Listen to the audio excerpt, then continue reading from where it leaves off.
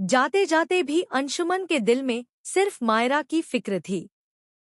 उसकी सांसें थम रही थी, लेकिन उसकी आंखों में सिर्फ मायरा की मासूम छवि तैर रही थी।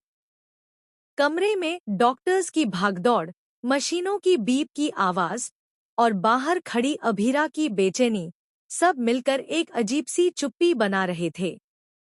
डॉक्टरों ने आखिरकार हाथ जोड़ लिए और कहा, हमें अफसोस है, अंशुमन अब इस दुनिया में नहीं रहा। यह सुनते ही अभीरा की दुनिया बिखर गई।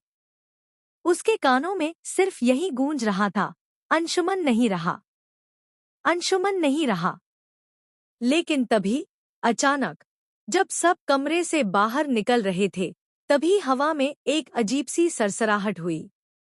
अभीरा ने महसूस किया कि कोई उसके बहुत करीब है। उसने पलटकर देखा और वहां खड़ा था अंशुमन। लेकिन यह वही अंशुमन नहीं था जो सांस लेता हुआ इंसान था, यह उसकी आत्मा थी।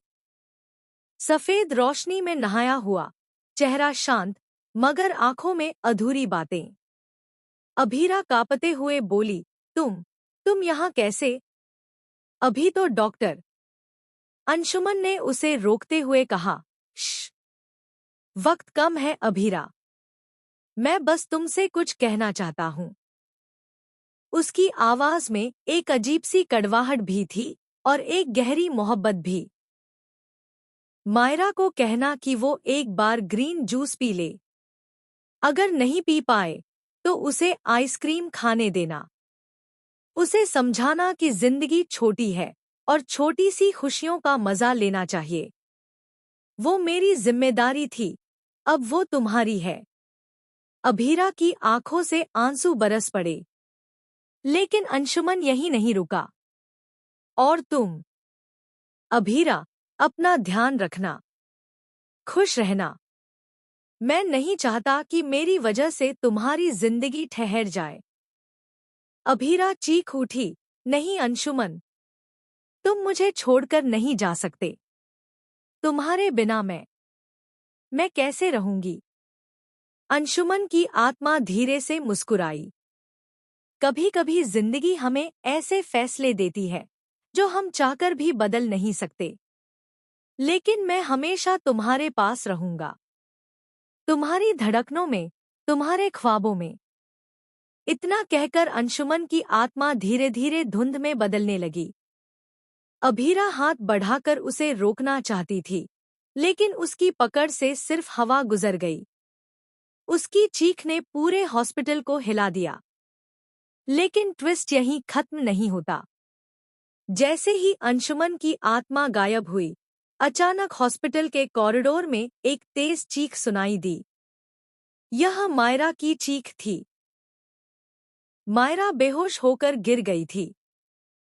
जब उसे होश आया तो उसने कांपते हुए कहा, अभीरा, मैंने अंशुमन को देखा, उसने मुझसे भी बात की।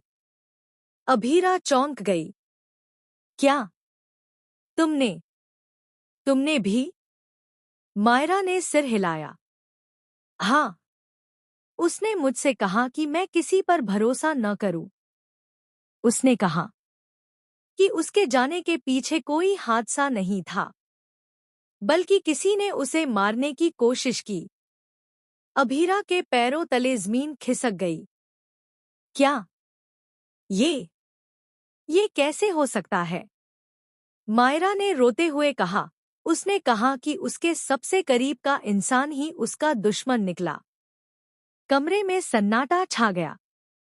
अब कहानी ने ऐसा मोड़ लिया था जिसकी किसी ने उम्मीद नहीं की थी। अभीरा ने डॉक्टरों से रिपोर्ट्स मांगनी शुरू की, लेकिन रिपोर्ट्स में अजीब बातें सामने आईं। अंशुमन के शरीर में जहरीली दवा के निशान मिले थे। यह कोई नॉर्मल अटैक नहीं था, यह प्लानिंग थी। अभीरा के शक की सुई घरवालों की तरफ घूमी। सबसे पहले शक गया कियारा पर। कियारा, जो हमेशा अंशुमन के करीब रहना चाहती थी, जिसे अंशुमन का मायरा और अभीरा के लिए फिक्र करना कभी पसंद नहीं आया। और जिस रात अंशुमन को अटैक हुआ, उस रात कियारा ही उसके कमरे में आ